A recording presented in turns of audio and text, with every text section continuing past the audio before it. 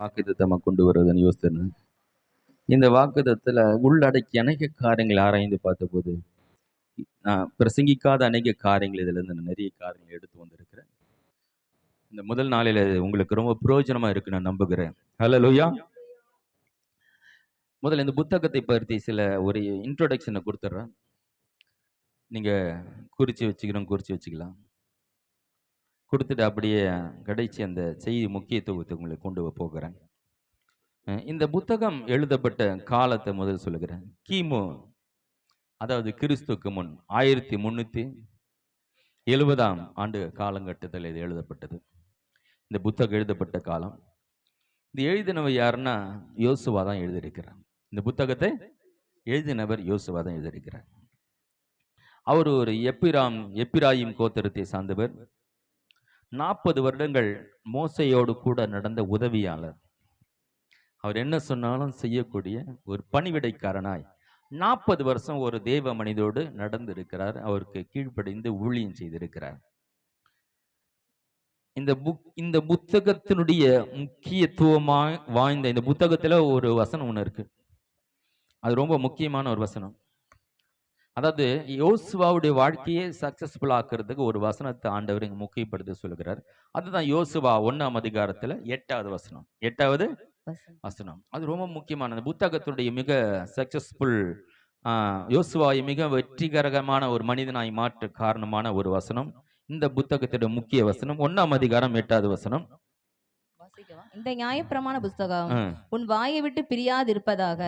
இதில் எழுதியிருக்கும்படியெல்லாம் நீ செய்ய கவனமா இருக்கும்படி இரவும் பகலும் அதை தியானித்து கொண்டு இருப்பாயாக. அப்பொழுது நீ உன் வழியை வாய்க்க பண்ணுவாய். அப்பொழுது புத்திமானாய் நடந்து கொள்ளுவாய். புத்திமானாய் நடந்துட்டா எல்லாம் நல்லா நடந்துடும். நல்லா நடக்கும். சிலது புத்தி பிசகி எங்கேயாவது கோளாறு பண்ணிடும். எப்பொழுதும் புத்திமான நடக்க ஒரே நல்ல வழி கர்த்தருடைய வார்த்தையை வாயிலும் நம்முடைய சிந்தையிலும் வைத்திருப்பது தான். இந்த புத்தகத்தோட மிக முக்கியமான வசனம் அது. 80வது வயதில் தேவன் அந்த யோசுவாவை தன்னுடைய ஊழியத்துக்கு அழைக்கிறார். தன்னுடைய ஊழியத்தை செய்ய அழைக்கிறார். யோசுவா என்ற பேருக்கு இரட்சகர், மீட்பர், யெசுவா, இயேசு என்ற அர்த்தம் கொள்ளும் பல பேர்கள் அது இருக்கிறது. இரட்சகர் என்ற ஒரு பொருள், முக்கியமான பொருள் இந்த யோசுவா என்ற புத்தகத்தில் இருக்கிறது. பிறகு இப்போ ஆதியாகமம் புத்தகம், இதுதான் இஸ்ரவேல் என்ற ஒரு மனிதன் பிறக்கிறான்.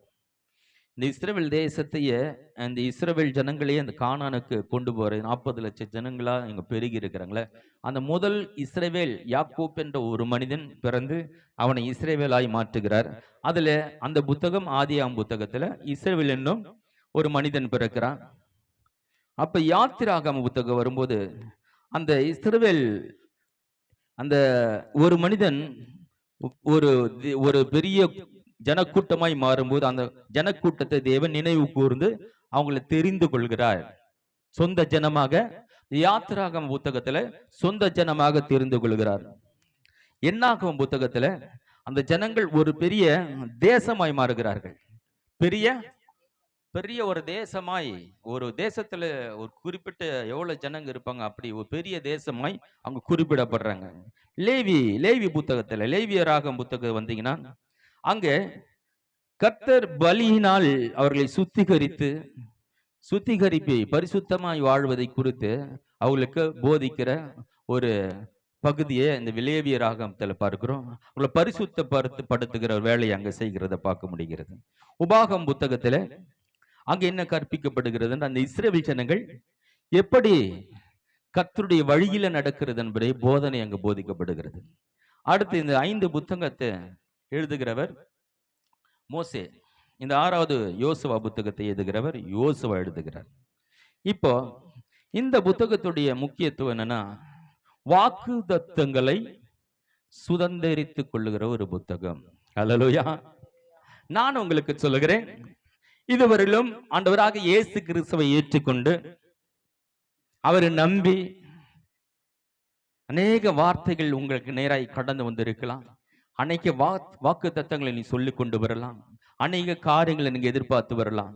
எப்படி இஸ்ரவேல் ஜனங்களை ஆண்டவர் தெரிந்து கொண்டு அவர்கள் புதிய கிறிஸ்தவர்களாய் எப்படி நாம பிறக்கிறோமோ, பிறந்து நம்மை தெரிந்து கொண்டு நம்ம ஒரு மனிதனாய் மாற்றி நம்மை பரிசுத்தப்படுத்தி நம்ம எப்படி இருக்க வேணும்னு போதித்து இதெல்லாம் நம்ம வாழ்க்கையில கடந்து நடந்து வந்திருக்கிறோம். இஸ்ரவேல் ஜனங்களைப் போல யோசுவா புத்தகத்து வரும்போது அவங்க சுதந்திரிக்கிறவர்களால், வாக்கு தத்தங்களை சுதந்திரிக்கிறவர்களாய் இந்த புத்தகத்திலே அவர்களை காட்டப்படுகிறது.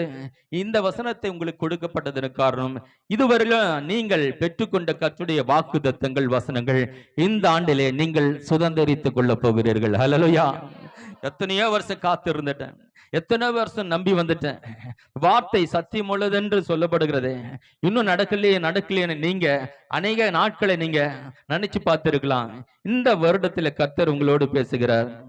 எப்படி யோசுவா புத்தகத்துல இந்த ஜனங்களுக்கு வாக்கு தத்தங்கள் நிறைவேற்றப்பட்டு அவர்களுக்கு சேர வேண்டிய கானான் தேசத்தை இந்த யோசுவா பங்கிட்டு கொடுக்கிறது போல இதுவரையிலும் 40 வருஷங்கள் கடந்து வந்தாங்க வனாந்தரத்தை. உங்கள் வாழ்க்கையில வனாந்தரத்தை போல ஆண்டவருடைய பிள்ளைகளாய் இருந்தும் கூட உங்கள் வனாந்தரத்தில் நடந்து வந்தது போல உங்கள் வாழ்க்கையிலும் நீங்கள் வனாந்தரத்தை போல அநேக வெறுமையான காலங்களை நீங்க கடந்து வந்திருந்தா கர்த்தர் ஆண்டவர் இந்த ஆண்டில ஆண்டவர் உங்களுக்கு சொல்லுகிறார், இந்த வாக்கு தத்தங்கள் எல்லாம் உங்களுக்குள்ள நிறைவேற்றப்பட போகிறது. ஹல்லேலூயா. வாக்கு தத்தங்களை நீங்கள் சுதந்திரித்துக் கொள்ள போகிற ஒரு ஆண்டுக்குள்ள நாம் கடந்து வந்திருக்கிறோம். ஹல்லேலூயா. ஆமா, இன்னொரு காரியத்துல பார்க்கலாம். இந்த புத்தகத்துல இந்த ஆண்டு நமக்கு வாக்கு தத்தத்தை சுதந்திரிக்கும் ஒரு ஆண்டாக நமக்கு கொடுத்திருக்கிறார். அது மாத்திரமல்ல, இந்த ஆண்டு நமக்கு ஒரு திருப்பு முனை ஆண்டாக மாறப்போகிறது. ஹல்லேலூயா. அப்படின்னு என்னங்க? Turning point. என்னது? உங்க வாழ்க்கையில மிகப்பெரிய ஒரு டர்னிங் பாயிண்ட் இந்த ஆண்டு வரப்போகிறது. எப்படி சொல்றீங்க நீங்க? யோசுவா 40 ஆண்டு காலம் இந்த மோசேயுடைய பணிவிடைக்காரனாய் அவன் சொன்னதெல்லாம் செய்து கொண்டு வருகிறான். அவன் செய்து கொண்டு வரும்போது திடீர்னு மோசே எடுத்துக்கொள்ளப்படுகிறான். மோசே எடுத்துக்கொள்ளப்படுவார் என்றது இஸ்ரவேல் ஜனங்களும் எதிர்பார்க்கல, யோசுவாவும் எதிர்பார்க்கல. ஏன்னா மோசே தான் நம்மள எல்லாம் கானான் தேசத்துக்கு கொண்டு போய் சேர்ப்பார் என்று நம்பிட்டு இருந்தாங்க. மோசமே அப்படிதான் நம்பிட்டு இருந்தாங்க. ஆனா ஆண்டவர் சொல்லிட்டாரு, மோசே நீ போக போறதில்ல, யோசுவா தான் போக போறான்னு ஆண்டவர் சொல்லிட்டாரு. இப்போ இவனுக்கு தெரியாது மோசே எடுத்துக்கொள்ளப்படுவார்னா அவர் தான் தேவனோடு பேசுகிற மனிதன்.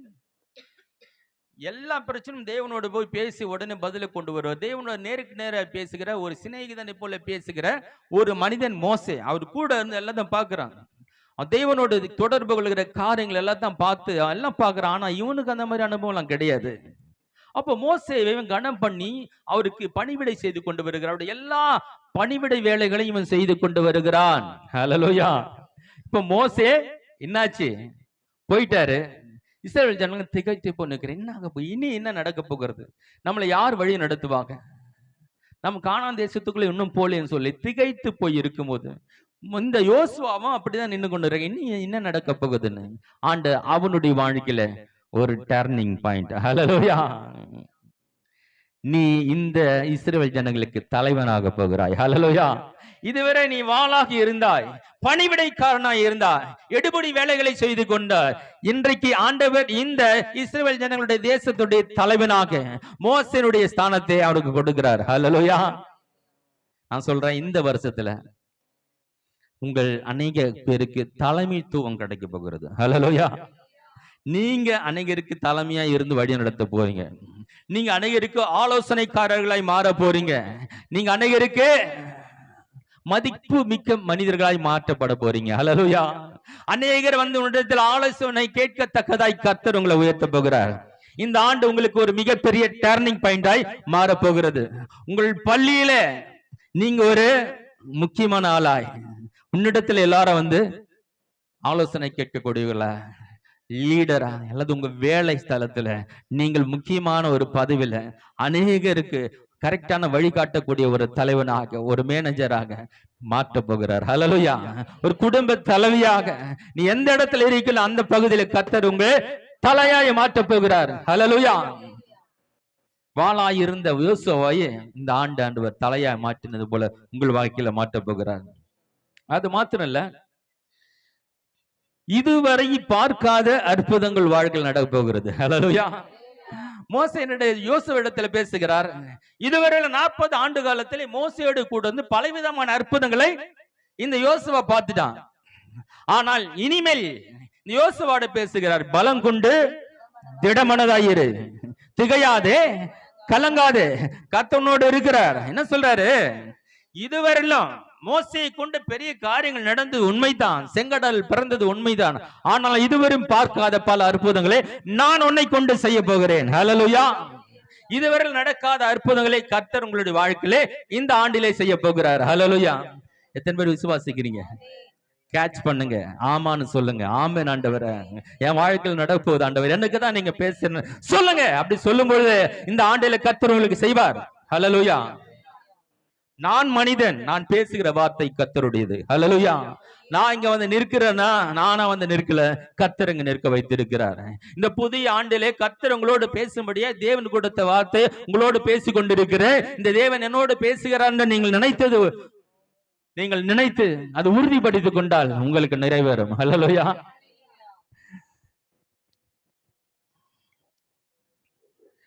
அது மாத்திரம் இல்ல, உங்களை தலைவனாய் மாற்றுகிற ஒரு ஆண்டா இருக்கிறது. அது மாத்திரம் இல்ல, உங்கள் எதிரிகளை தவிடுபடியாக்குற ஒரு காலத்துல வந்திருக்கீங்க. ஹல்லேலூயா.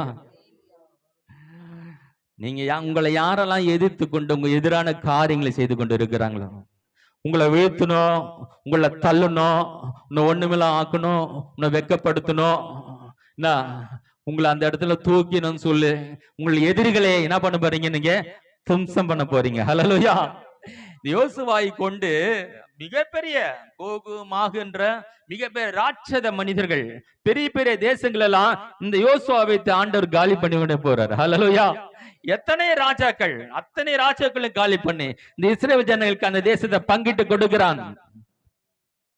உங்கள் எதிரிகள் எல்லாம் நீங்க என்ன பண்ண போறீங்க? ஒன்றும் இல்லாமல் ஆக்க போறீங்க. ஹல்லேலூயா.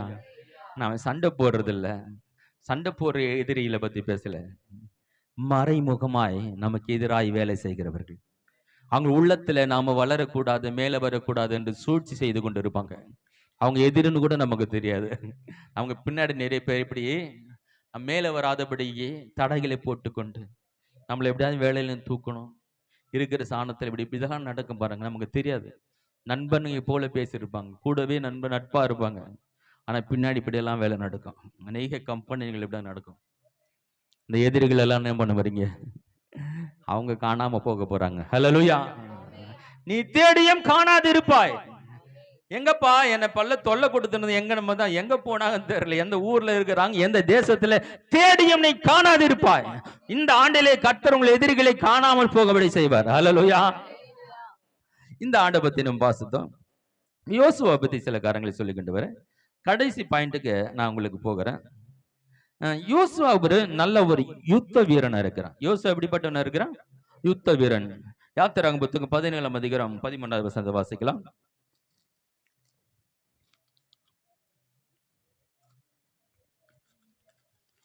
ஏன் யோசுவாவை மோசேயின் ஸ்தானத்துக்கு ஆண்டவர் செலக்ட் பண்றார், அதுக்காக பேசுறோம். யோசுவாவுடைய சிறப்பு 17, 13. யோசுவா அமலேக்கையும் அவன் ஜனங்களையும் பட்டய கருக்கினாலே முறியடித்தான். அந்த அமலேக்கியர்கள் மிகவும் பலம் வாய்ந்தவர்கள். அவர்களுக்கு யுத்த வீரனாய் நின்று, சேனாதிபதியாய் நின்று அந்த ஜனங்களை முறியடிக்கணும்னு இருந்தான். அதனால அவன் ஒரு நல்ல ஒரு யுத்த வீரன் என்று இங்க பார்க்க முடிகிறது. அடுத்து ஆசரிப்பு கூடாரத்தை விட்டு பிரியாது இருந்தானா. யாத்திராகமம் புத்தகம் 33ஆம் அதிகாரம் 11வது வசனத்தை வாசிக்கலாம்.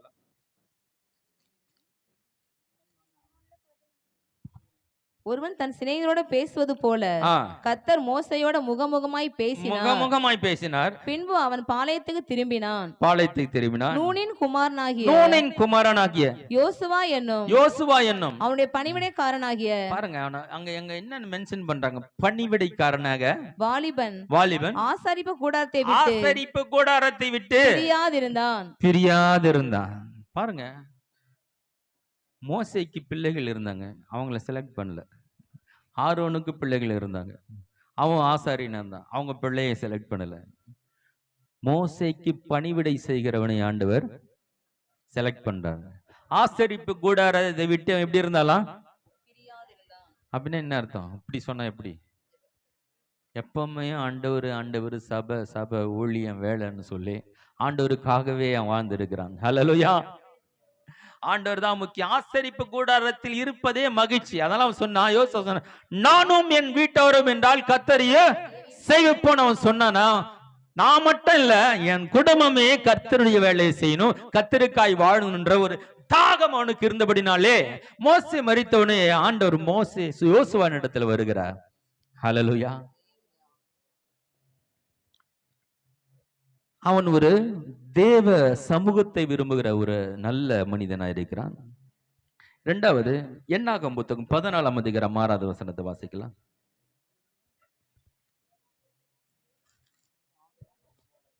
கர்த்தர் நம்மேல் பிரியமாய் இருந்தார், கர்த்தர் நம்மேல் பிரியமாய் இருந்தால் அந்த தேசத்திலே நம்மை கொண்டு போய் பாலும் தேனும் ஓடுகிற அந்த தேசத்தை நமக்கு கொடுப்பார்.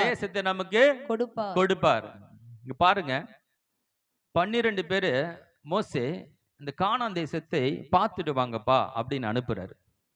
அதுல 10 பேர் வந்து சொல்றாங்க, அங்க மிக ராட்சதமான மனிதர்கள் இருக்காங்க, அவங்க பார்வைக்கு நாங்கள் வெட்டி கிளிகளை போல இருக்கிறோம், நம்ம அவங்கள ஜெயிக்க முடியாதுன்னு சொன்ன உடனே அந்த தேசத்தில் இருக்கிற எல்லா ஜனங்களும் ஓன்னு அழுகுறாங்க. ராத்திரி எல்லாம் அழுதுட்டு இருந்தாங்க. ஆனா காலேபும் யோசுவாவும் 2 பேர் மாத்திரம் சொல்றாங்க, நாம போய் சீக்கிரமா எளிதாய் அந்த தேசத்தை சுதந்திரித்துக் கொள்ளலாம், கர்த்தர் நமக்கு தருவாருன்னு சொல்லி அவங்க பேசுறாங்க. அவர்கள் விசுவாசமாய் பேசினார்கள். ஹல்லேலூயா. 10 பேர் அவ நம்பிக்கையாய் பேசினாலும் இந்த யோசுவாவும் காலேபும் விசுவாசத்தை பேசினார்கள். அவன் விசுவாசம் உள்ள ஒரு மனிதனாய் இருக்கிறான். ஹல்லேலூயா. விசுவாசம் உள்ளவன் அவன் இருந்தான். காலேபும் விசுவாசம் உள்ளவன் தான். ஆனா காலேபுக்கும் யோசுவாவுக்கும் கொஞ்சம் வித்தியாசம் இருக்குது. அவன் விசுவாசம் பேசினாலும் இந்த யோசுவா தேவ ஆலயத்தை விரும்புகிறவனா இருக்கிறான். ஹல்லேலூயா. தேவ சன்னிதானத்துல பாருங்க, மோசே அந்த வசனம் அதோட சேர்ந்து வசனம் வருது பாருங்க. யாத்திராகமம் நீங்க 33:11 வாசிங்களேன். அதுல வந்து 2 காரியம் அதுல சொல்லப்பட்டிருக்கு. அது ரொம்ப கவனிக்கோடு பேசுவது போல, ஒருவன் தன் சிநேகிதனோடு பேசுகிறது போல கர்த்தர் மோசையோட முகமுகமாய் ஒரு வசனத்துல 2 கூட நிறுத்துறாரு. அது ரொம்ப கவனிக்கப்பட வேண்டிய. ஒரு சிநேகிதனோட பேசுகிறது போல கர்த்தர் மோசையோடு முகமுகமாய் பேசினார். இது ஒரு வசனம். ஆனா அது அடுத்த வசனமா வராம அதோட கண்டினியூ ஆகுது. அடுத்த வசனம் அதுல, பின்பு அவன் பாளையத்துக்கு திரும்பினான். நூனின் குமாரனாகிய யோசுவா என்னும் அவனுடைய பணிவிடைக்காரனாகிய வாலிபன் ஆசரிப்பு கூடாரத்தை விட்டு பிரியாதிருந்தான். அதாவது தேவனும் மோசையும் பேசுகிற அந்த அனுபவத்தை கூட இருந்து பார்த்தவன். ஹல்லேலூயா. ஆசரிப்பு கூடாரத்திலே கூடவே இருந்து தேவனுக்கும் அந்த மோசைக்கும் ஒரு மனிதனுக்கும் காணக்கூடாத ஒரு தெய்வத்துக்கும் இருக்கிற உறவு தொடர்பு எப்படி நெருங்கி பழகுகிறார்கள் என்பதை கண்கூடாய் பார்த்தவன். ஹல்லேலூயா. நான் சொல்றேன், உங்களுக்கு ஒரு நல்ல தேவ மனிதன் கிடைச்சி அவங்களோட உறவு கிடைச்சா நீங்க பாக்கியவானுங்க. ஹல்லேலூயா. ஏன்னா அவங்க எப்படி கடவுள்கிட்ட நெருங்குறாங்க, அவங்க எப்படி கர்த்தரோடு பேசுறாங்க, கர்த்தரோட நெருங்குவது எப்படி, என்ன காரியங்களை அறியாமல நமக்குள்ள வந்துடும். ஹல்லேலூயா. அதனால கர்த்தரோட தெய்வ பிள்ளைகளோட நெருங்க பழகி கொள்ளுங்க. வாசிக்கலாம் இன்னொரு வசனத்தை. யோசுவா 1ஆம் அதிகாரம் 1ஆம் வசனத்தை வாசிக்கலாம். கர்த்தருடைய தாசனாகிய மோசே, அங்க வந்து எழுதினது வந்து அந்த புத்தகத்தை எழுதினவர் மோசே எழுதுறாரு, யாத்திராம் புத்தகத்தை. இத வந்து இந்த புத்தகத்தை யோசுவா தான் எழுதுறாரு. 1ஆம் அதிகாரம் 1ஆம் வசனம் வாசிப்போம். கர்த்தருடைய தாசனாகிய மோசே மரித்த பின்பு கர்த்தர் மோசேயின் ஊழியக்காரனான, இங்க பாருங்க இந்த வசனத்தை கவனிக்கணும். மோசேயின் ஊழியக்காரன் அப்படின்னா வேலைக்காரன், அங்க பணிவிடைக்காரன் அப்படின்னா மோசேக்கு எடுபடி வேலை செஞ்சவன். எடுபடி பணிவு, பணிவிடைக்காரன், பணிந்து போகிறவன், எதை சொன்னாலும் பணியக்கூடிய ஒரு பணிவின் ஆவி இந்த யோசுவாவின் மீது இருக்கிறது. அது ஊழியக்காரன், பணிவிடைக்காரன் என்றுதான் அங்கேயும் இங்கேயும் குறிப்பிடப்படுகிறது. அவன் ஒரு எதை சொன்னாலும் செய்யக்கூடிய ஒரு வேலைக்காரன். அவன் யுத்த வீரனா இருந்தான், நல்ல விசுவாசம் உள்ளவனா இருந்தான், தெய்வ சமூகத்தை விரும்புகிறவனா இருந்தான். இதை காட்டிலும் தேவன் அவனிடத்துல அவனை தேடி வந்தது என்ன சொன்ன, ஒருவன் தலைவனாய் இருக்க விரும்பினால் அவன் பணிவிடைக்காரனாய் இருக்க கடவன். ஹலோ, ஒருவன் தலைவனாய் இருக்க விரும்பினால் அவன் பணிவிடைக்காரனாய் இருக்க கடவன் என்று ஆண்டவர் இயேசு சொல்லுகிறார். அவன்கிட்ட இந்த விசேஷித்த அநேக காரியங்கள் இருந்தாலும் அவன் பணிந்து போகிறவனா இருக்கிறான். ஹல்லேலூயா, கீழ்ப்படுகிறவனா இருக்கிறான். தேவ மனிதனை கனம் பண்ணுகிறவனா இருந்தான். அல்ல கர்த்தர் பாருங்க, மோசேயுடைய பிள்ளைங்கள் இருந்தாங்களே, நீங்க எல்லாம் பாருங்களேன். பாஸ்டர் புள்ள, அவர் பாஸ்டர், அவர் தான் பாஸ்டர் ஆகணும், வேற ஆகக்கூடாது. நிறைய சபைகள்ல பாஸ்டர் புள்ள தான் பாஸ்டர் ஆகணும். ஆனா தேவனுடைய பாஸ்டர் புள்ள பாஸ்டர் ஆகிறது இல்லை. அந்த பணிவிடை ஆவி இந்த சபையில யாருக்கு இருக்கிறது அவர்களை ஆண்டவர் பாஸ்டர் ஆக்குறார். ஹல்லேலூயா, அத்தனை பேர் இருக்கிறாங்க. அந்த 40 லட்சம் ஜனங்களிலே ஆரோனுடைய பிள்ளைகள் எல்லாரும் இருந்தாலும் கூட மோசேக்கு பணிவிடை செய்கிறவனை தான் இந்த 40 லட்சம் ஜனங்களுக்கு மோசேயின் ஸ்தானத்தை கொடுத்து அவனை தலைவனாக்குகிறார். ஹல்லேலூயா.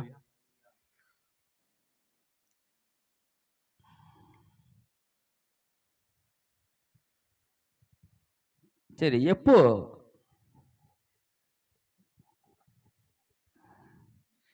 1ஆம் அதிகாரத்துல 6ஆம் வசனம், 7ஆம் வசனம், 9ஆம் வசனம், 3 வசனங்களை வாசிங்க. அதுல பலங்கொண்டு திடமனதாயிரு, பலங்கொண்டு திடமனதாயிரு, திடமனதாயிரு, இந்த ஜனத்தின் பிதாக்களுக்கு நான் கொடுப்பேன் என்று ஆணையிட்ட தேசத்தை நீ இவர்களுக்கு பங்கிடுவாய். என் தாசனாகிய மோசே உனக்கு கற்பித்த நியாய பிரமாணத்தின் படியெல்லாம் செய்ய கவனமா இருக்க மாத்திரம் மிகவும் பலங்கொண்டு திடமனதாயிரு. நீ போகும் இடமெல்லாம் புத்திமானாய் நடந்து கொள்ளும்படிக்கு அதை விட்டு வலது இடதுபுறம் விலகாதிருப்பாயாக. நான் உனக்கு கட்டளையிடவில்லையா? பலங்கொண்டு திடமனதாயிரு, திகையாதே, கலங்காதே, நீ போகும் இடமெல்லாம் உன் தேவனாய கர்த்தர் உன்னோட இருக்கிறார் என்றார். இந்த வசனம் ஒரு அதிகாரத்துல 3 முறை ஒரு மனுஷனிட ஒரு வசனத்தை, ஒரு வார்த்தை பயன்படுத்துறார். ஆண்டவர் ஒரு முறை சொன்னாலும் அது பெரிய விஷயம் இல்லையா? கர்த்தர் ஒரு முறை ஒரு வார்த்தை சொல்றேன்னா அது மிகப்பெரிய விஷயம். நம்மள மாதிரி சொன்னது சொல்லிட்டு இருக்குல்ல, அவர் ஒரு முறை சொன்னா அதுக்கு வேற அர்த்தம், 2 முறை சொன்னா வேற அர்த்தம். ஒரு வசனத்தை 3 முறை திரும்ப திரும்ப பலங்கொண்டு திடமனதாயிரு, பலங்கொண்டு திடமனதாயிரு, பலங்கொண்டு திடமனதாயிருன்னு அவன்கிட்ட ஏன் சொல்றாருன்னா, ஒரு பெரிய பெரிய பலசாலிகள் எல்லாம் வீழ்த்த போகிறார், பெரிய பெரிய எதிரிகளும் சாட்சி தள்ள போற, அதுக்கு உனக்குள்ள ஒரு பெரிய பலன் வேண்டும். நீ அதனாலதான் அவன் சொல்றாரு, இந்த வார்த்தை திரும்ப திரும்ப சொல்றாருன்னா, நீ மிக பலன் கொண்டு திடமனதாயிரு, ஏன்னா உன்னை கொண்டு நான் பெரிய காரியங்களை செய்ய போகிறேன். அதுக்குதான் நீ பலன் உள்ளனா இருக்கணும். அதெல்லாம் 3 முறை பேசுறாரு. பலன் கொண்டு திடமனதாயிரு, நான் உன்னை கொண்டு பெரிய காரியங்களை நான் செய்ய போகிறேன், அதற்கு ஒரு பலன் உனக்கு தேவை. ஹல்லேலூயா. கர்த்தர் பேசுற வார்த்தைகள் ஒவ்வொன்றுக்கும், ஒவ்வொரு சின்ன சின்ன வார்த்தை ஒவ்வொன்றுக்கும் அர்த்தமுடையதா இருக்கிற 3 முறை சொல்றாருன்னா அவனை கொண்டு பெரிய காரியங்களே தேவன் செய்ய வேண்டும் என்று ஆண்டவர் அதனால்தான் அந்த வார்த்தையை பயன்படுத்துறார். சரி, நான் பார்த்தேன் இந்த வார்த்தை யாருக்கு சொல்லி இருக்கிறாரு பார்த்தா, வேதத்துல எங்கேயும் இந்த வார்த்தையை யாருமே யாருக்கும் சொல்லல. முதலியா இந்த யோசுவாக்கு தான் இந்த பலன் கொண்டு திடமனதாயிருந்த வார்த்தையை பயன்படுத்ததை பார்க்கிறோம். ஹல்லேலூயா.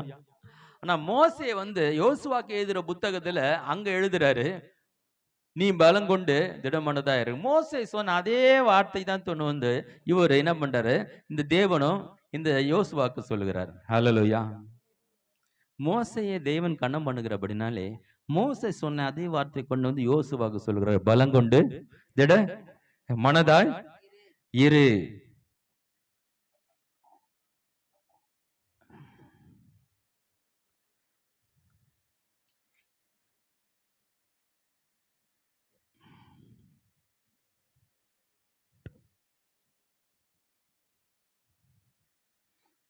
சரி, அவர் சொல்லியிருக்காரு. அந்த வசனத்தை நான் நோட் பண்ண, எங்க நோட் பண்ண தெரியல, பரவாயில்ல, இருக்கட்டும், கடந்து போகலாம். ஹல்லேலூயா. சரி, எப்போது தேவன் இத பேசுறாரு, தான் முற்றிலும் நம்பி வந்த மோசே மரித்த பின்பு, யாரு? யோசுவா யார முற்றிலும் நம்பி வந்தானா? இந்த மோசையை நம்பி தான் வந்துட்டு இருக்கிறான். மோசே தான் அவனுடைய கனவு உலகமா. மோசே தேவனோடு நெருங்கி வாழுகிற அப்படின்னாலே அவனுக்கு அர்ப்பணித்து வாழ்ந்து கொண்டிருக்கிறான். மோசே தான் எல்லாம் நினைச்சு வாழ்ந்து கொண்டு இருக்கும்போது மோசே திடீர்னு எடுத்துக்கொள்ளப்படுற. அவன் ஸ்தம்பித்து நிற்கிறான். என்ன பண்ண போறேன்? மோசையோடைய அனுபவம் எனக்கு இல்லை, மோசையுடைய காரியங்கள் எதுவுமே எனக்கு இல்லை. அப்படி இருக்கும்போது அவனுக்கு பணிவிடை வேலை செய்து கொண்டு இருக்கிற மோசே தான் நம்பிக்கையா இருந்த அந்த நம்பிக்கையின் பாத்திரம் எடுபட்ட பிறகு கர்த்தர் பேசுகிறார். ஹல்லேலூயா. நான் சொல்லுகிறேன் உங்களுக்கு, இதுவரையில நீங்க யாரை மிகவும் அதிகமாய் நம்பி கொண்டிருந்தீங்களோ அவங்க உங்களை விட்டு விலகிட்டு இருக்கலாம், போயிட்டு இருக்கலாம், காணாமல் போயிருக்கலாம். அந்த நேரத்தில் தான் கர்த்தர் பேசுகிறார். ஹல்லேலூயா. பலங்கொண்டு திடமனதாயிரு. ஏன்னா இதுக்கப்புறம் தான் ஒரு பெரிய காரியங்களை உன்னை கொண்டு செய்ய போகிறேன். யாரை நம்பிட்டு இருந்தீங்களோ அவங்க போயிட்டாங்கன்னா நீங்க புரிஞ்சுக்கிங்க, கர்த்தர் உங்களை பயன்படுத்த போகிறார். ஹல்லேலூயா. ஆண்டவர் நல்லா போயிட்டு இருக்கு ஊழியம். அற்புதமா 3 வருஷம் சீசர்கள் அப்படியே ஜாலியா இருக்குது. எல்லாத்தையும் விட்டுட்டு வந்தாலும் ஏசு பின்னாடி வந்தோம். ஏசு பின்னாடி வந்தா சாப்பாட்டுக்கு பஞ்சம் இல்லை, அற்புதமா நடக்கிறது. ஒரு கூட்டம் நம்மளை கனப்படுத்துது, அவர் கூட இருக்குது, அவருக்கு கொடுக்குற கனத்தை நமக்கு கூட நல்லா போயிட்டு இருக்கு. 3.5 வருஷம் போகுது. திடீர்னு ஒரு நாள் என்ன பண்ண, எல்லாரும் உட்கார வச்சு உங்கள் இருதயம் கலங்காது இருப்பதாகனர். என்னடா திடீர்னு வந்து கலங்காது இருப்பதாகனர்? நான் போகிறது உங்களுக்கு நலமா இருக்குனர். நீங்க போயிட்டீங்களா, நாங்க என்ன பண்றது ஆண்டவரே? நான் போகிறது நலமா இருக்குன்ட்டாரு. நான் போய் உங்களுக்கு தேட்டரவெல்லாம் அனுப்புறேன்னு சொல்லிட்டு போயிட்டாரு. சிலுவையில் அரிஞ்சு மறிச்சு போயிட்டாரு. அவன் மூலையில போய் ஓடி ஒளிஞ்சு பயந்து கதவை சாத்திக்கிட்டு என்ன பண்ண, அவள் தான் லைஃப் போச்சு. நம்ம கதை முடிஞ்சது. இவரை நம்பியும் வந்து இவர் செத்து போயிட்டாரு, நம்ம திரும்பி மீன் பிடிக்க போயிடலாமா அப்படின்னு யோசித்து எல்லாம் ஒரு ரூம்ல இருக்கிறாங்க. அது உள்ள வந்தவன் சொல்ல, உங்களுக்கு சமாதானம். ஹல்லேலூயா. மோசே போனார்ல, இயேசுவை போயிட்டாருங்க. எப்படி இருக்கும் பாருங்க. ஆனால் இயேசு போன பிறகுதான் சீசர்களுடைய வாழ்க்கையில மிகப்பெரிய மாற்றம். ஹல்லேலூயா. ஒவ்வொரு சீசரும் இயேசுவாய் மாறிட்டாங்க. ஹல்லேலூயா. நீங்கள் நம்பியிருந்த காரியங்களை உங்களை கைவிட்டு போனால் ஆண்டவர் உங்களை எடுத்து பயன்படுத்த போகிறார். உங்களை யாராவது நீங்க உயிரை வைத்து இவங்க தான் எல்லாம் நினைச்சிருந்தீங்களா, அவங்க போயிட்டாங்களா, கவலைப்படாதீங்க, கர்த்தர் உங்களை அதிகமாக எடுத்து பயன்படுத்த போகிறார். ஹல்லேலூயா.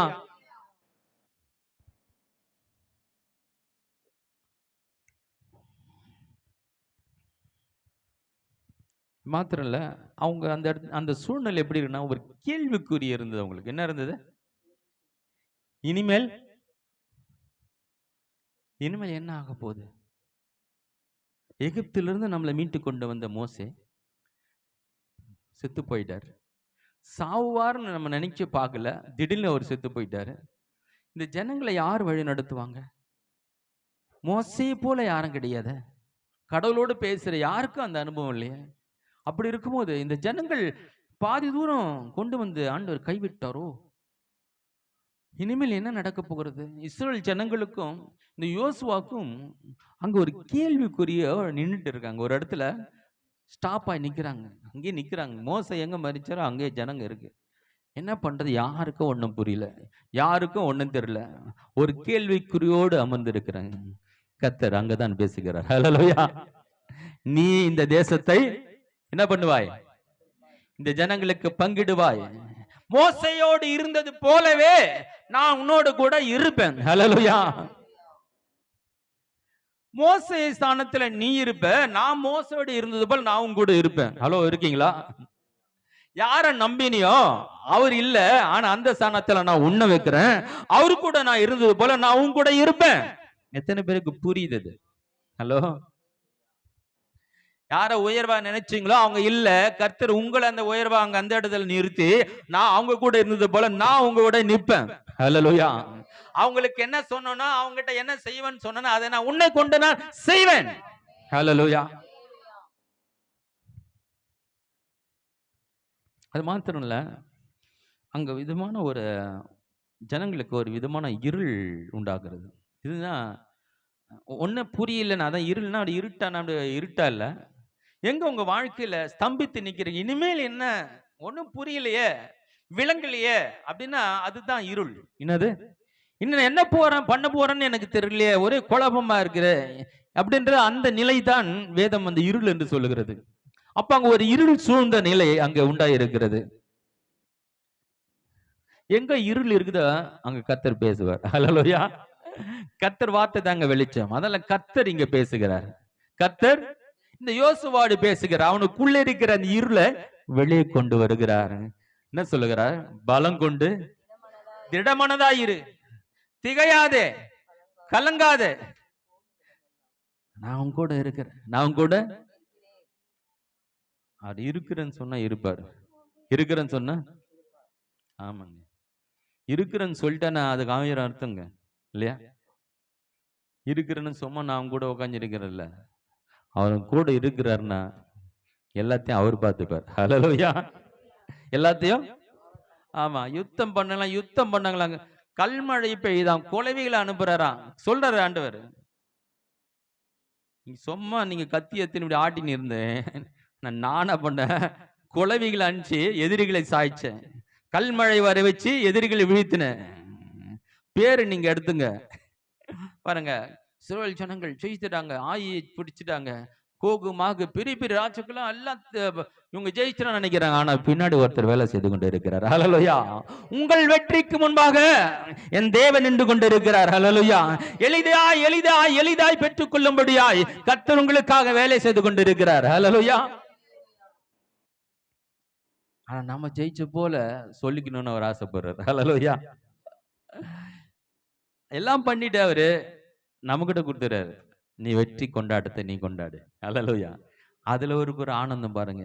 அவரு ஜெயிச்சு எடுத்துன்னு வந்து கப்ப கையில கொடுத்துரு, நீ போய் என்ன பண்ண, ஒரு படத்துல என்ன பண்ண, ஒரு கப்பா கடையில வாங்கி வந்துடுவார். வாங்கி வந்து வச்சு தான் ஜெயிச்ச மாதிரி வீட்டுக்கு ஆட்டுப்பாடியா பேண்டெல்லாம் அடிச்சு நம்ம கொண்டு ஆனா அதுல ஜெயிச்சா அதில் இருந்துச்சுன்னு அப்பப்போ ஒரு கப்பை கடையில இருந்து வாங்கிட்டு வந்துடுவாரு. அவர் ஜெயிச்சு வாங்கல, கடையில இருந்து கப்பை வாங்கிட்டு வந்துடுவாரு. ஆனா அதுல ஒரு கொண்டாட்டம் அவருக்கு.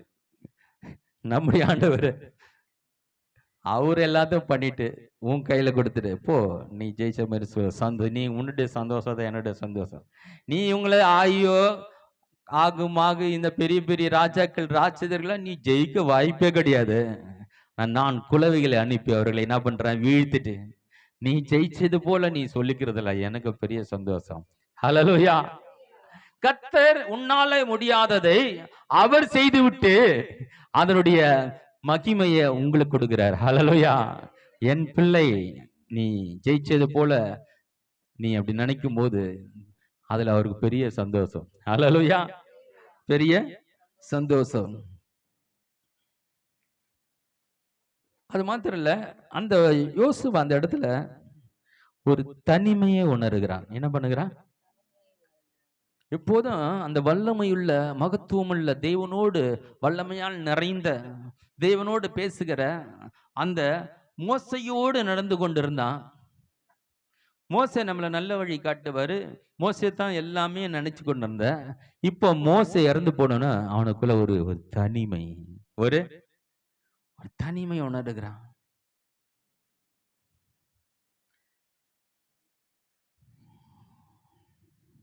நான் சொல்றேன்,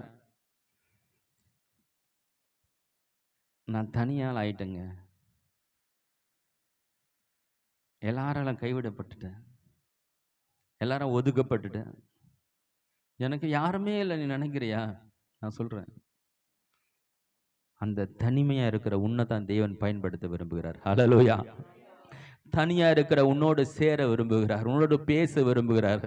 ஹல்லேலூயா. உன்னை ஆண்டவர் பயன்படுத்த விரும்புகிறார். யாருமே இல்லை நினைக்கிறியா? அவர் சொல்றாரு, நீ தான் எனக்கு வேணும். ஹல்லேலூயா. யாருமே ஆதரவு இல்லை நினைக்கிறியா? உன்னைத்தான் என்னால பயன்படுத்த முடியும். உனக்கு யாராவது 4 பேர் காசு கொடுத்து ஆதரவு கொடுத்து எல்லாம் வச்சிருந்தா நீ ஆண்டவரை புரிஞ்சுக்க முடியாது. தனிமைதான் நீ தேவனை புரிஞ்சு கொள்ளுகிற நல்ல ஒரு சந்தர்ப்பம். எல்லாரும் கைவிடப்பட்ட நிலைதான் நீ கர்த்தரை புரிந்து கொள்ளுகிற ஒரு நல்ல நேரம். ஹல்லேலூயா. யாருமே இல்ல நினைச்சிருக்காங்க. பக்கத்துல வந்து நிக்கிற, திரும்பி பாரு, சர்வ வல்ல தேவன், நான் உன்னை விட்டு விலகுவதும் இல்லை, உன்னை நான் கைவிடுவதும் என்று சொன்ன தேவன் பக்கத்தில் இருக்கிறார். நீ மனிதர்களை ஏன் நோக்கி பார்த்துட்டு இருக்க? எவ்வளவு பெரிய தேவன். ஹல்லேலூயா. அவரோட மனுஷெல்லாம் பெரியாளா? பதவி பணம் இதெல்லாம் பெருசா? அவர் சொல்ல, நான் உன்னை விட்டு விலகுவதும் இல்லை, கைவிடுவதில்லை, உன்னோட கூட இருக்கிறேன், உன்னோட கூட இருக்கிறேன்.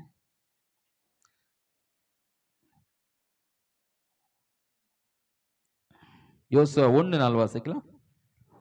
வனாந்தரம் இந்த லீபோனும் தொடங்கி ஐபிராத் நதியான பெரிய நதி மட்டும் உள்ள ஏத்தியரின் தேசம் அனைத்தும் சூரியன் அஸ்தமிக்கிற திசையான பெரிய சமுத்திரம் வரைக்கும் உங்கள் எல்லையா இருக்கும். நீ உயிரோடு இருக்கும் நாளெல்லாம் உயிரோடு இருக்கனாலதான் ஒருவன் உனக்கு முன்பாக எதிர்த்து நிற்பதில்லை. நான் மோசையோட இருந்தது போல உன்னோடு இருப்பேன். நான் உன்னை விட்டு விலகுவதும் இல்லை, உன்னை கை விடுவதும் இல்லை. ஆண்டவர் இந்த யோசுவை அழைக்கிறார். அவனுக்கு பலம் கொண்டு திடமனதா இருந்த வார்த்தை கொடுத்து அந்த பலப்படுத்தி ஒரு சக்சஸ்ஃபுல் ரகசியத்தை சொல்லிக் கொடுக்கிறார். இந்த வார்த்தையும் வாயிலவையின்னு அவன் அப்படி பின்பற்ற ஆரம்பிக்கிறான். ஏன்னா மோசைக்கு சொன்னதெல்லாம் பணிவிடை செய்து கீழ்ப்படுகிறவன இருக்கும்போது அவன் கர்த்தருக்கு கீழ்ப்படுவது மிக எளிதாக இருக்கிறது. ஹல்லேலூயா. உங்களுக்கு மேலே இருக்கிற தலைமைக்கு நீங்க கீழ்ப்படிய கற்றுக்கொண்டால் கர்த்தருக்கு கீழ்ப்படுவது மிக எளிதா இருக்கும். ஹல்லேலூயா. உங்க தாய் தகப்பனுக்கு கீழ்ப்படுகிறது உங்களுக்கு எளிதா இருந்தால் தேவனுக்கு கீழ்ப்படுவது உங்களுக்கு எளிதா இருக்கும்.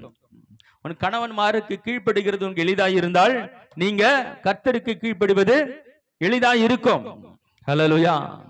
நமக்கு இந்த உலகத்தில் இருக்கிற நமக்கு ஒரு சின்ன ஒரு தலைமை இருக்கு. அது புருஷனா இருக்கலாம், அல்ல வேலை ஸ்தலத்துல ஒரு மேனேஜரா இருக்கலாம், பள்ளியில ஆசிரியரா இருக்கலாம். எங்கேயோ நமக்கு மேல இருக்கிற ஒருத்தருக்கு நமக்கு மேல அவங்களுக்கு ஒரு பதவி கொடுக்கப்பட்டிருக்கு, அதிகாரம் கொடுக்கப்பட்டிருக்கும் பொழுது அதற்கு நாம கீழ்ப்படிய கற்றுக்கொண்டோம்னா கர்த்தருக்கு கீழ்ப்படுவது மிக எளிதா இருக்கும். ஹல்லேலூயா. நீ ஒரு மனிதனுக்கு கீழ்ப்படியாத, நீ காணக்கூடிய மனிதனுக்கு கீழ்ப்படியாத, நீ காணாத தேவனுக்கு எப்படி நீ கீழ்ப்படிவாய்? ஹல்லேலூயா.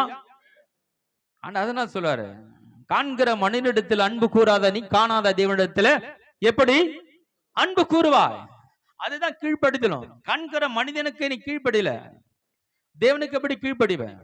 பணிவிடைக்காரனாய் முற்றிலும் அவன் மோசைக்கு கீழ்ப்படுகணும் இருந்ததுனால கர்த்தரனை செலக்ட் பண்ணி தூக்குறார். ஹல்லேலூயா.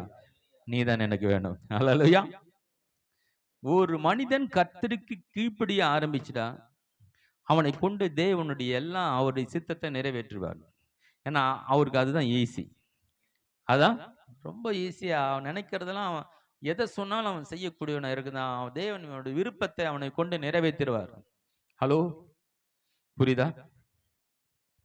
இப்போ நான் உங்களுக்கு என்னன்னு சொல்ல போறேன். தேவன் யோசுவாவை கொண்டு செய்த மிக முக்கியமான மிரக்கல்ஸ் இதை உங்களுக்கு காட்ட போகிறேன்.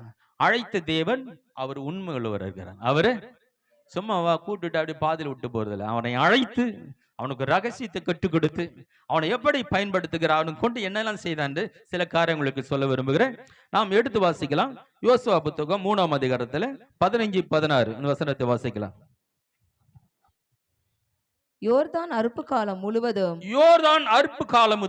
கரை புரண்டு போகும். பெட்டியை சுமக்கிற ஆசாரியருடைய கால்கள் தண்ணீரின் ஓரத்திலே பட்டவுடனே மேலிருந்து ஓடி வருகிற தண்ணீர் நின்று சாதானுக்கு அடுத்த ஆதாம் ஊர் வரைக்கும் கால்கள் தண்ணீரின் ஓரத்திலே பட்டவுடன். அதான் மெயின் பாயிண்ட், புரிஞ்சுங்க.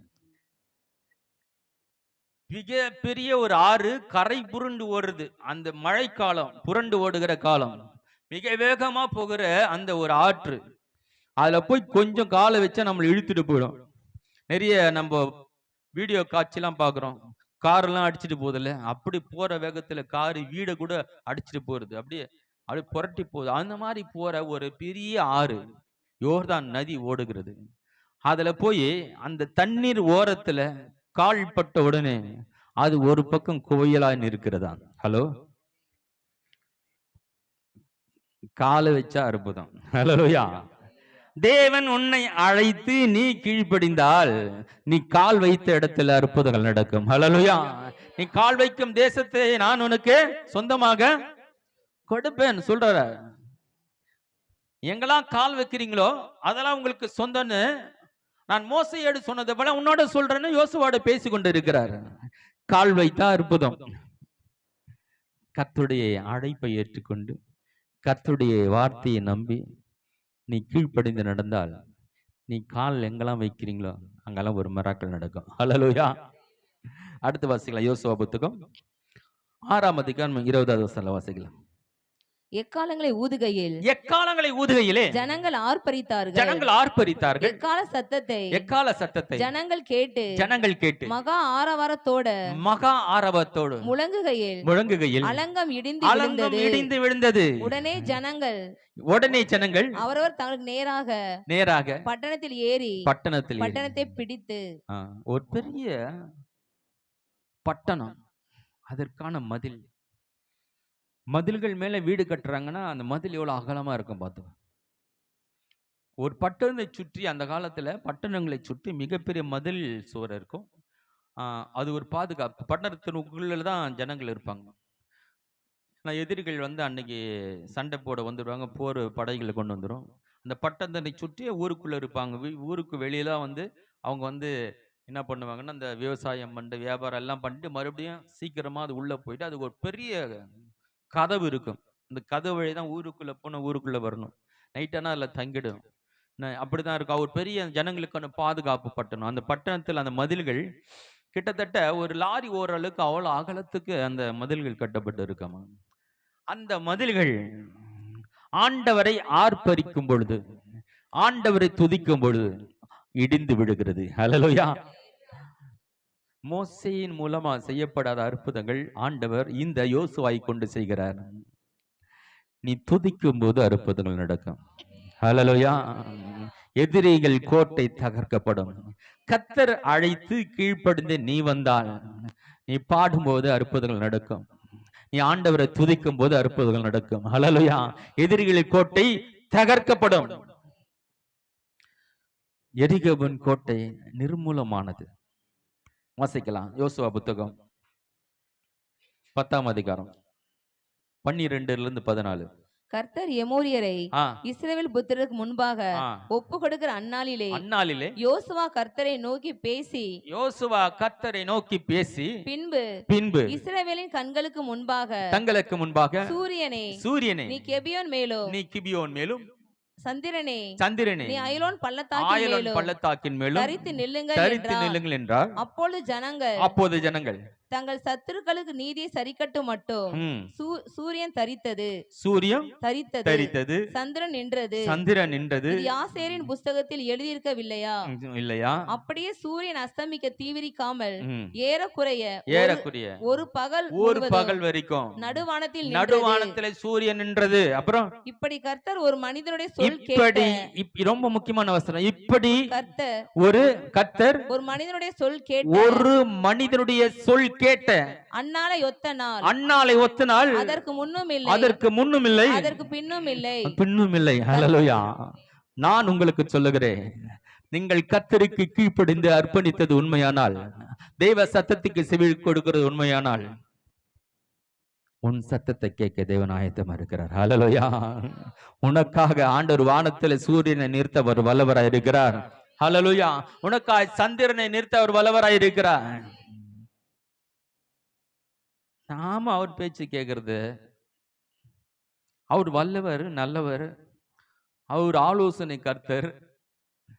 நமக்கு அவ்வளவு அறிவும் திறமையும் ஆற்றங்கள், நாம தான் அவர் பேச்சை கேட்கணும். ஒரு மனிதனுடைய பேச்சை கேட்கிற அளவுக்கு தேவன் இருக்கிறார்னா அந்த மனிதனை தேவன் எவ்வளவு கனம் பண்றார் பாருங்க. ஹல்லேலூயா. அந்த அதாவது அந்த யோசுவாவுடைய கீழ்ப்படிதல் ஆண்டவர் ரொம்ப பிடிச்சிருக்கு. அல்லேலூயா. நான் சொல்றேன், அதுதான் ஆண்டவர் சொன்னாரு. அதாவது உன்னை வந்து 1 மைல் தூரம் கூப்பிட்டா 2 மைல் தூரம் போனாரு. 2 மைல். ஆமா. இதெல்லாம் என்னன்னா, நம்ம ஒருத்தருக்கு கீழ்ப்படிய ஆரம்பிச்சா அவங்க கீழ்ப்படியாதவங்கள இருக்கலாம், அவங்க கீழ்ப்படியாதவங்கள இருக்கலாம். ஆனா அவங்களுக்கு நாம கீழ்ப்படிகிறவங்களா மாறிட்டோம்னா அவங்க ஒரு நாள் கண்டிப்பா கீழ்ப்படிஞ்சிருவாங்க. இந்த ரகசியத்தை புரிஞ்சுங்க. ஹல்லேலூயா. உங்களுக்கு கீழ்ப்படிய சொன்னா கேட்க மாட்டாங்க. ஆனா நீங்க அவங்களுக்கு கீழ்ப்படிய ஒரு நாள் அவங்க உங்களுக்கு சரண்டர் ஆயிடுவாங்க. ஹல்லேலூயா. அதை தான் அவன் சொல்லுறாரு. உன்னை 1 மைல் தூரம் கூப்பிட்டா 2 மைல் போப்பா, அவன் உனக்கு சரண்டர் ஆயிடுவான். ஹல்லேலூயா. அவன் அப்புறம் வேலை வாங்குறத விட்டுருவான். வேலை வாங்குறத. இதெல்லாம் ஒரு ஆவிக்குரிய ரீதியால நமக்கு ரகசியங்களை கற்றுக் கொடுக்கிறார். இப்போ தேவனுக்கு யாரு இந்த யோசுவா அப்படியே கீழ்ப்படிந்து நடக்கும்போது ஒரு கட்டத்துல யோசுவா பேச்சை ஆண்டவர் கேட்டு சூரியனை நிறுத்துறாரு பாருங்க. ஹல்லேலூயா. எவ்வளவு பேர் பாக்கியம் இல்ல நம்ம பேச்ச ஆண்டவர் கேட்கிறது. நம்ம சொன்னதுக்காகவே. ஹல்லேலூயா. நீங்க கேட்டுக்கொண்டதுனாலே, நீங்கள் சொன்னது நிமித்தமாய் கர்த்தர் உங்களுக்கு இறங்க வல்லவரா இருக்கிறார். நீங்க சொன்னதுக்காக அதை செய்ய அவர் ஆயத்தமா இருக்கிறார். ஹல்லேலூயா. அது கரெக்டா தப்பாலாம் ரெண்டாவது விஷயம். அவர் உங்களை நேசிக்கிறார். ஹல்லேலூயா. அவர் சத்தத்துக்கு கீழ்ப்படிந்து அவரை நம்பி வந்து அடைக்கலாமே வந்தபடினால நீ ஒரு பாக்கியவான். ஹல்லேலூயா. உன் சத்தத்தை கேட்டு செய்ய ஒரு வல்லவரா இருக்கிறார்.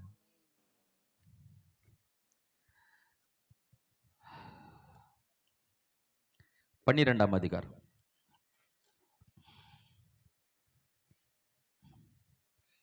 24ஆம் வசனம். திர்சாவின் ராஜா ஒன்று ஆக இவர்கள் எல்லாரும் 31 ராஜாக்கள். வாசிங்க. 31 ராஜாக்கள். அவ்வளவுதானா? அவ்வளவுதானா?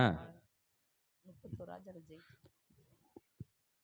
31 ராஜாவை யோசுவா காலி பண்ணியிருக்கிறான். சாதாரண விஷயங்க, சாதாரண விஷயம் இல்லைங்க.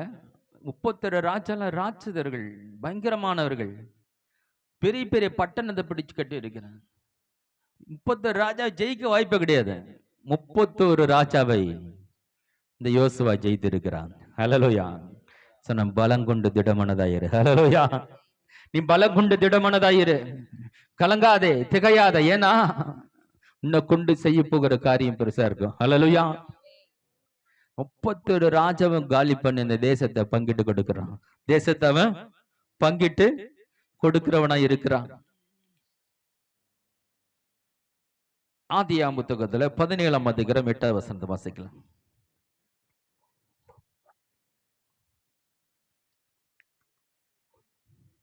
நீ பரதேசியாய் தங்கி வருகிற கானான் தேசம் முழுவதையும் உனக்கும் உன் பின்வரும் உன் சந்ததிக்கும் நித்திய சுதந்திரமாக கொடுத்து நான் அவருக்கு தேவனாய் இருப்பேன் என்றார். அதாவது இந்த தேசத்தை சுதந்திரமாய் கொடுப்பேன் என்று ஆபிரகாமுக்கு ஆண்டவர் வாக்கு பண்ணினார். அந்த வாக்கு பண்ணின அந்த வார்த்தையை இந்த யோசுவாவுக்கு நினைவுபடுத்துகிறார். இது 1ஆம் அதிகாரம் 4ஆம் வசனத்தை வாசிக்கலாம். வனாந்தரம் இந்த லீபனோன் தொடங்கி ஐபிராத் நதியான பெரிய நதி மட்டும் உள்ள ஏத்தேரின் தேசம் அனைத்தையும் சூரியன் அஸ்தமிக்கிற திசையான பெரிய சமுத்திரம் வரைக்கும் எல்லையா இருக்கும். அந்த கானான் தேசம் நாங்க சொல்லிட்டாரு. இங்க விளக்கமாய் சொல்லுகிறாரு, எங்க இருந்து எல்லையை எங்க வரைக்கும் உங்களுடைய தேசமா இருக்கும் என்பதை அதை நீ பங்கிட்டு கொடுப்பாயின்னு சொல்லி இந்த யோசுவாவுக்கு சொல்லுகிறார்.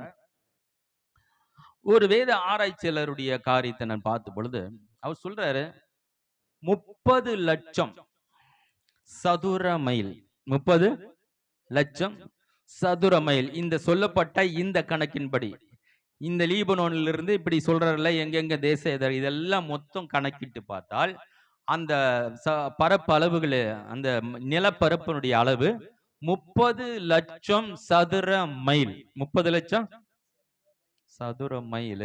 இதை உங்களுக்கு கொடுத்துட்டேன், இதை உங்களுக்கு. ஆனா இஸ்ரவேல் ஜனங்கள் பிடித்த இடங்களும் அவங்க பயன்படுத்திய இடங்களும் எவ்வளவுனா வெறும் 30,000 சதுர மைல். 30,000. ஆண்டவர் அவங்களுக்காய் கொடுக்க நினைத்த வைத்திருந்த அந்த இடத்தின் அளவு 10 மடங்குனா இவங்க பெற்றுக்கொண்டது ஒரே மடங்கு. ஒரே அருமையான தேவனை பிள்ளைகளை, கர்த்தர் நமக்காய் வைத்திருக்கிற ஆசீர்வாதங்கள் மிக பெருசு. நம்ம அதுல கால்வாசி கூட நம்ம 10ல் ஒரு பகுதி, கால்வாசினா கூட 2.5 மடங்கு இல்லையா? ஆனா ஒரே ஒரு 10ல் ஒரே ஒரு பங்கு தான் இவ்வளோ ஆண்டவர் யுத்தம் பண்ணி உங்களுக்காக குளவிகளை விட்டு. அந்த வசனத்தை வாசிங்களேன், 24ஆம் அதிகாரத்துல 12ஆம் வசனம். யோசுவா 24:12.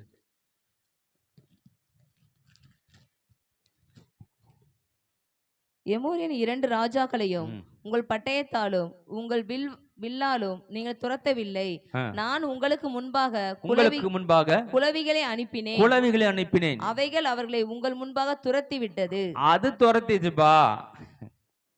இவ்வளோ ஆண்டவர் இவ்வளோ ஹெல்ப் பண்றாரு, சண்டைக்கு கூட போறாரு, எதிரிகளை துரத்துறாரு, அற்புதம் பண்றாரு, எல்லாமே அவரு பண்றாரு. அப்படி பார்த்தோம் சின்ன வீடு போதுங்க எனக்கு, ஹலோ எனக்கு 1/4 கிரவுண்டு போதுங்க அப்படின்னு அவங்க குறிக்கைக்கு எழுத்த போட்டுக்கின்னு அவர் சொன்ன அளவு இவங்க சொன்ன அளவு என்ன? அருமையான தேவனுடைய பிள்ளைங்களே, கர்த்தருக்கு உங்களுக்காய் வைத்திருக்கிற ஆசீர்வாதங்கள் கணக்கிட முடியாதவைகள். ஹல்லேலூயா. நம்ம அறிவுக்கு எல்லைக்கு எட்டாத அளவுக்கு தேவன் நமக்கு ஆசீர்வாதங்களை நமக்காக ஆயத்தப்படுத்தி வைத்திருக்கிறார். நம்ம மனித அறிவின்படியாய் நமக்கு கொஞ்சம் இருந்தா போதும் என்று ஒரு குறுகிய ஒரு வட்டத்துக்குள்ள நம்ம ஒரு சின்ன ஆசீர்வாதத்துல நம்ம வைத்துக் கொள்கிறோம். கர்த்தர் உங்களுக்காய் வைத்திருக்கிற ஆசீர்வாதங்கள் மிக பெருசா இருக்கிறது. ஹல்லேலூயா. பாருங்க, மோசே ஆபிரகாமோடு பேசுறாரு, தொடர்ந்து பேசிட்டு வர்றாரு. 470 ஆண்டுகளுக்கு பிறகு இவர்களை கொண்டு வர்றாரு. இவங்களை 40 லட்சம் ஜனங்களா பெருக்கி அவங்களை கொண்டு வந்து எல்லாம் எதுக்காக? கானான் தேசத்துக்காக. வாக்குத்தத்தம் பண்ணப்பட்ட இந்த கானான் தேசத்தை அடைவதற்காகத்தான், இந்த பாலும் தேனும் ஓடுகிற தேசத்தை அடைவதற்காக வரும் பொழுது அங்க 10 மடங்குல ஒரே ஒரு மடங்கு பெற்றுக்கொள்றாங்க. ஹலோ, இவ்வளோ தூரம் கடந்து வந்து 40 வருஷம் பிரயாணம் பண்ணி வனாந்தரங்களெல்லாம் தாண்டி இவ்வளோ பிரயாசப்பட்டு ஆண்டவருக்கு அதை ஓடணும் இதை பண்ண. ஒரு ஊழியக்காரர் எனக்கு தெரியும், அவர் ரொம்ப வயசான ஊழியக்காரர், ரொம்ப வருஷமா வேலை செய்யறார் ஆண்டவருக்கு. அவர் ஒரு சாட்சி, சிறப்பு சாட்சி. அவர் ஒரு சாட்சி சொன்னாரு. என்ன சாட்சி சொன்னாரு? எங்க வீட்டுல பிறந்தது முதல்ல எங்க வீட்டுல கரண்டே இல்லை.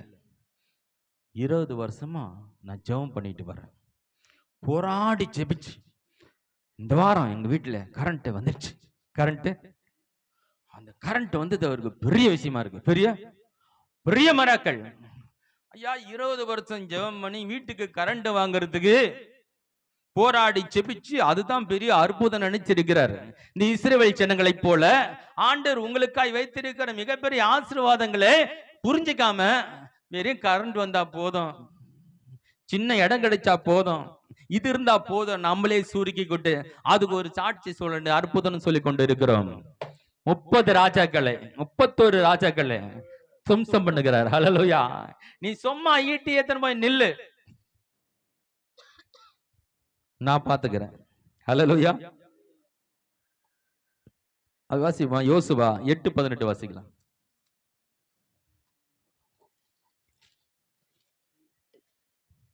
அப்பொழுது கர்த்தர் யோசுவாவை நோக்கி, உன் கையில் இருக்கிற ஈட்டியை ஆய்க்கு நேராக நீட்டு, அதை உன் கையில் ஒப்பு கொடுப்பேன் என்றார். என்னங்க இது ஈட்டி நீட்டினா ஒப்பு கொடுத்துட்டாங்க? கையை நீட்டின அற்புதம், காலை வச்ச அற்புதம், வாயை திறந்து பேசின அற்புதம், இதெல்லாம் எப்படிங்க? மோசே மூலமாய் நடக்காத அற்புதங்களை யோசுவாவை கொண்டு செய்கிறார் என்றால், ஹல்லேலூயா. நான் சொல்லுகிறேன், மோசே போயிட்டாரு, நான் என்ன செய்ய போகிறேன் என்ற நிலை இருக்கும்போது, சார் உன்னை எடுத்து நான் பயன்படுத்த போகிறேன்.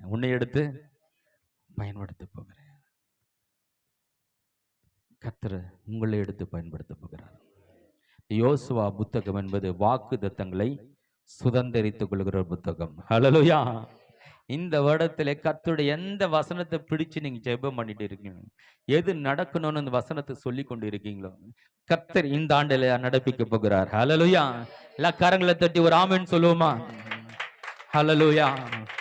நம்ம கண்களை மூடுவோம். திகையாதே கலங்காதே மனமே, நான்